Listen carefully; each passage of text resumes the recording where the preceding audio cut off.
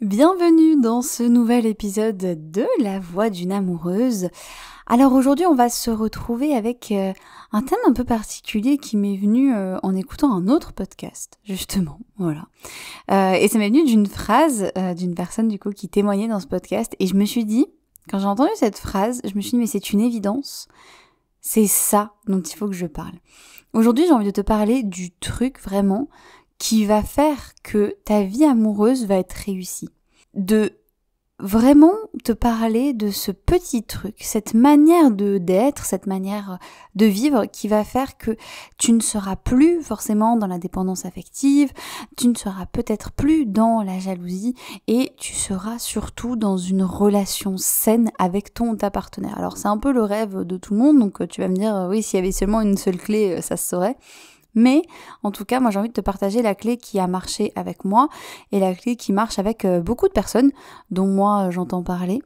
C'est une clé dont on parle de plus en plus.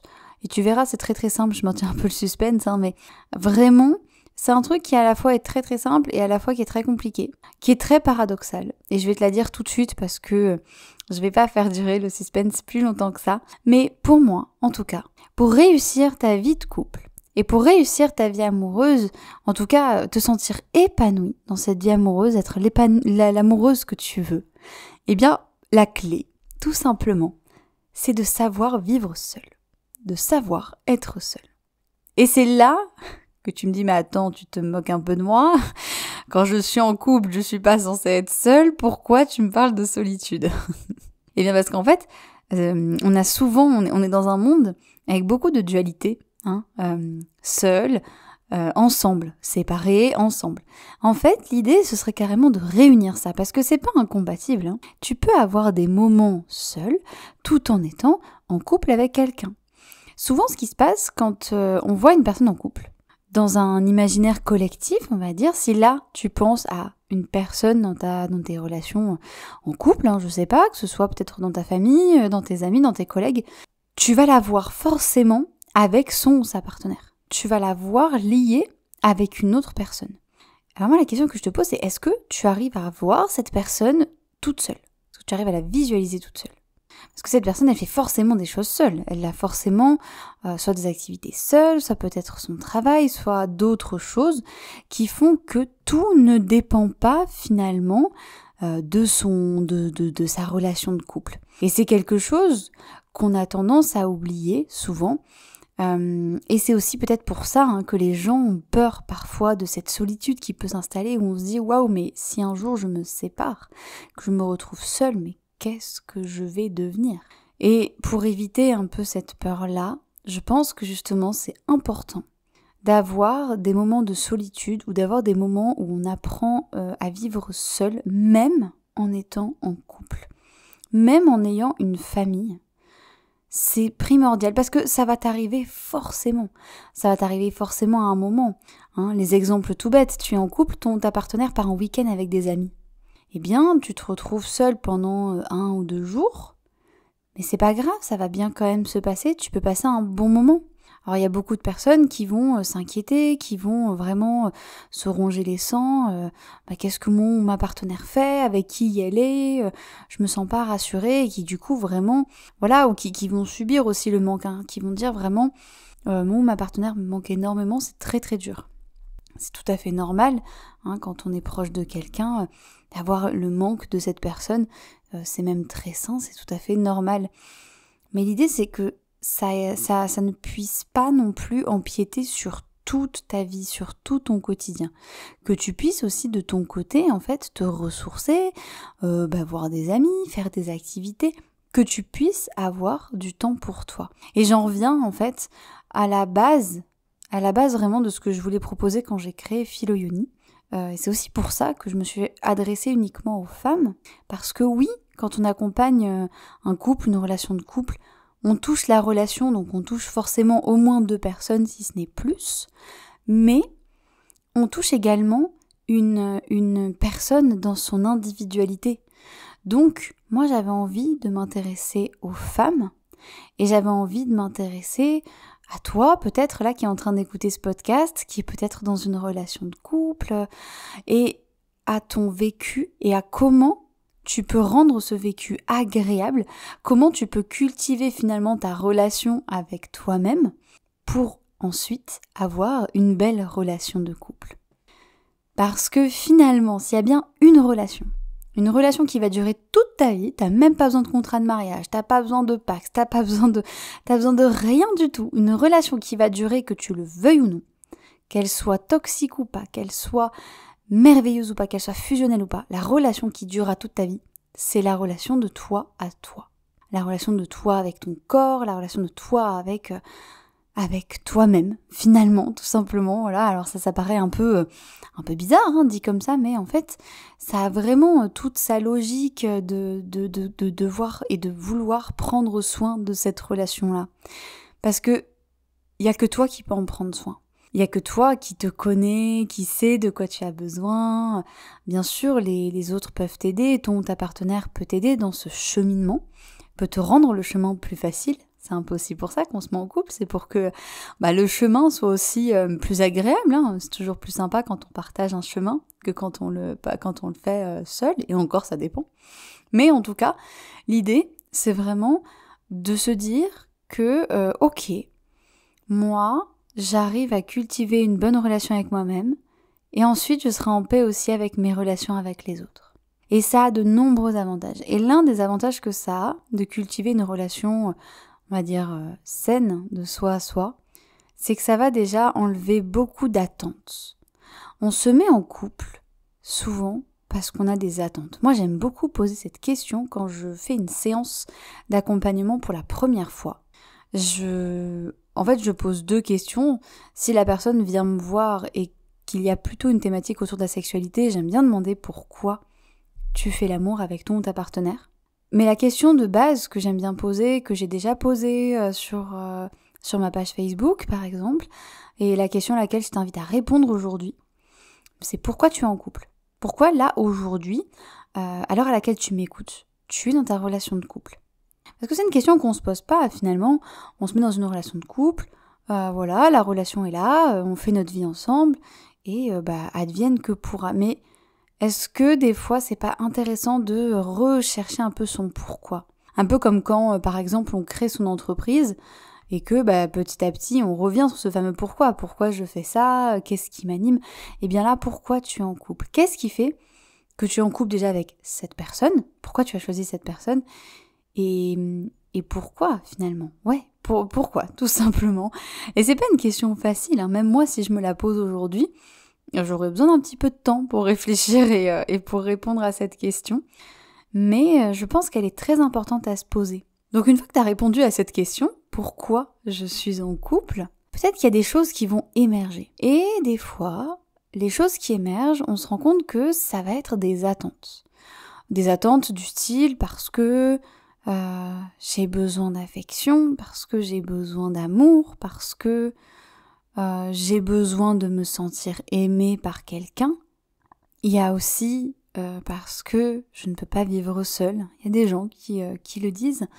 Donc là, c'est intéressant d'aller creuser. Parce que je vais peut-être pas te faire plaisir en te disant ça, mais ta partenaire n'est pas là pour te réparer, pour répondre à tous tes besoins, pour combler les attentes que tu vas avoir. Bien sûr que dans une relation où par exemple tu te mets en couple parce que tu as besoin d'affection, c'est quelque chose que ton partenaire ou ta partenaire pourra te donner, mais pas en illimité. Peut-être qu'à un moment, toi tu auras besoin d'affection et que lui ou elle ne sera pas dispo et que là il faudra que tu fasses autrement. Et ça peut être déroutant. Et c'est là où il y a souvent des soucis de communication, des envies qui vont diverger, que ce soit les relations sexuelles par exemple, que ce soit les projets de vie aussi, voilà. Il y a beaucoup de choses. Et souvent on a envie que l'autre soit un peu comme nous. C'est normal, c'est humain et c'est tout à fait... c'est normal parce que c'est quelque chose qu'on a vécu, qu'on a vu, que ce soit peut-être dans nos familles, que ce soit peut-être dans les séries, dans les films, le fait de vouloir changer l'autre. Sauf que finalement, la seule personne, là encore, que tu peux changer, c'est toi. La seule personne sur qui tu peux avoir de la modification, c'est toi. On ne peut pas changer une autre personne sauf en la manipulant. Et dans ces cas-là, on n'est plus dans une relation saine, protectrice, qui tire vers le haut, alors que c'est le but du couple. Donc si j'en viens à l'importance d'être bien seul, ou en tout cas d'apprendre à vivre seul, on va dire, ça va te permettre tout doucement, ça vient pas tout de suite, ça prend du temps. C'est en cours pour moi, et ce sera en cours, je pense, encore de nombreuses années, mais c'est aussi le but de notre vie, je pense. Ça va t'apprendre à avoir moins d'attentes sur ta partenaire. Ça va t'apprendre aussi à ce que s'il y a une séparation, elle soit peut-être un peu plus douce. Bien sûr que ça fera mal si tu te sépares et que ce sera très douloureux, mais si déjà tu te sens à peu près en paix avec toi-même, il y aura un certain réconfort parce que tu plongeras pas dans quelque chose d'inconnu. Alors comment on fait? C'est un peu la question, comment on fait avec tout ça? Parce que l'idée c'est pas que tu te sépares ou que tu dises à ta partenaire ce soir bon, j'ai écouté un podcast, faut que j'apprenne à bien vivre seule, donc on va faire une pause. Non, c'est pas l'idée, il y a plein de moyens de cultiver ces moments solo tout en cultivant aussi tes moments de couple. Ça peut être en ayant, comme disait Virginia Woolf, une chambre à soi, voilà, un jardin à soi, un endroit à soi, un moment à soi, tout simplement. Donc ça peut être d'avoir des activités que tu vas faire avec des amis, que tu vas faire toute seule. Ça peut être vraiment des petits temps où tu vas en fait cultiver ta vie en dehors de ton couple et ne pas tout faire reposer sur ton couple. Je dis un truc tout bête. Tu as envie de regarder une série. Ta partenaire, tu le sens ou la sens pas trop motivée par cette série, eh ben c'est pas grave, tu peux la regarder de ton côté, te faire une petite soirée sympa, et voilà. Nous, par exemple, en ce moment, alors il y a des séries qu'on regarde en commun, mais il y a beaucoup de choses qu'on fait pas forcément en commun, donc souvent ce qui se passe c'est qu'on mange ensemble le soir, et puis moi je vais aller dans la chambre me poser, soit je vais écouter un podcast, soit je vais lire, je vais vraiment être un peu dans ma bulle pendant une petite heure. Mon copain pareil, il va être dans sa petite bulle, et on se retrouve après pour aller dormir, et là on se fait un gros câlin et on se dit bonne nuit. À la fois on a cultivé nos moments solo, et à la fois on a aussi cultivé notre relation de couple en se reconnectant. Donc tu vois, c'est pas incompatible. Et il y a plein de choses que tu peux faire. Je parlais de dormir. Alors ça, tu m'as déjà entendu le dire plusieurs fois, donc je vais pas radoter très longtemps dessus, mais ça peut être ça aussi. Ça peut être essayer une fois de temps en temps, même si une fois par mois, ou essayer de ne pas dormir avec l'autre, juste pour voir ce qui se passe. Et si c'est vraiment inconfortable, l'avantage c'est que l'autre est juste à côté, donc tu changes de pièce et tu retournes dormir avec elle. Et peut-être qu'en fait tu te diras waouh, en fait c'est plutôt pas mal.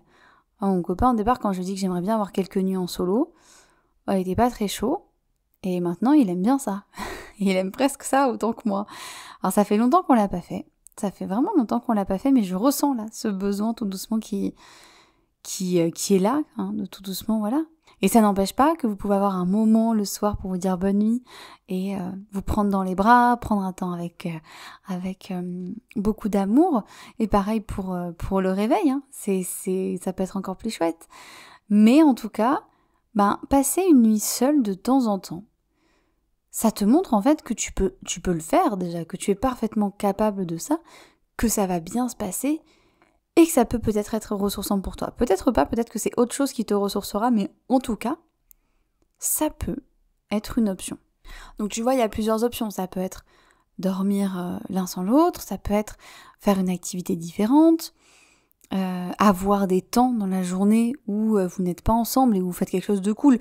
Je compte pas le temps de travail, parce que le temps de travail, à moins que tu fasses vraiment quelque chose que tu aimes, que tu sois par exemple auto-entrepreneuse, ou que ton métier te passionne grandement, c'est un temps où la séparation est presque sûre, parce que si tu ne travailles pas avec ta partenaire, vous êtes obligé de vous séparer, et donc pour moi c'est différent. Mais si tu veux apprécier être seul, pour moi il faut que tu fasses vraiment quelque chose qui te fasse plaisir. Il faut que ce soit vraiment quelque chose de sympa pour toi. Ça peut même être, je rentre un tout petit peu plus tard ce soir-là parce que tiens, je vais marcher un peu plus longtemps. Tiens, je vais prendre le temps de prendre un café avec des collègues parce que ça fait longtemps que je l'ai pas fait. Donc voilà. Et puis, bien sûr, Voilà, n'hésitez pas de temps en temps, si c'est possible, c'est pas toujours évident, hein, surtout quand on a une famille, mais à vous programmer des petits week-ends, des petits trucs où vous n'êtes pas forcément ensemble. Hein. Parce que des fois, se laisser 1 ou 2 jours pour après mieux se retrouver, mais qu'est-ce que c'est chouette, qu'est-ce qu'on a plein de choses à se raconter, c'est agréable. Voilà. Ou alors si vous n'avez pas l'occasion de partir chacun de votre côté, chacune de votre côté pendant un week-end, ça peut être, tiens, on va s'amuser là, on n'est pas ensemble parce que, on travaille pas ensemble, mais on va pas s'envoyer de texto aujourd'hui, on va pas s'envoyer de messages, on va pas s'écrire de toute la journée, on va faire chacune notre vie, et puis on se retrouve le soir et puis on voit comment ça se passe. Alors ça peut être dur au début, hein, parce qu'on a besoin de s'écrire, besoin de se rassurer, mais là aussi, la question à se poser, c'est pourquoi j'écris à mon ou ma partenaire. Est-ce que à quel besoin ça répond vraiment? C'est cet envoi de message, ce besoin de l'appeler peut-être entre midi et deux, à quoi ça répond? Et est-ce que finalement, si je passe quelques heures sans le faire, est-ce que ça change quelque chose en moi? Voilà, j'avais envie de te partager ces petites pistes-là. Moi, c'est quelque chose que je trouve tellement important de savoir vivre seul entre guillemets, ou en tout cas de savoir être seul avec soi, parce qu'il y a forcément un moment où ça va t'arriver. Je te le souhaite pas, mais il suffit qu'il y ait une séparation, ou il suffit que ta partenaire doive aller quelque part sans toi. Il peut y se passer n'importe quoi. Tu peux partir en déplacement professionnel, te retrouver seul et te dire « Waouh, mais qu'est-ce que je deviens ?» Eh bien, tous ces moments-là, ça peut être un moyen de prendre soin de toi, de faire des choses que tu aimes, que tu ne prends pas le temps de faire peut-être avec l'autre, et ça peut être aussi un moyen de cultiver la relation et après de chérir l'autre. Parce que le fait d'être seul va t'apprendre à mieux te connaître, à mieux connaître tes besoins, à savoir vraiment de quoi tu as envie dans ta vie, à te respecter aussi, et ça va te permettre vraiment d'être dans une relation où tu vas pouvoir toi-même répondre à tes besoins. Tu vas pouvoir toi-même répondre à tes attentes et il y aura beaucoup moins de pression sur l'autre. Et c'est vraiment précieux. C'est vraiment quelque chose de sain.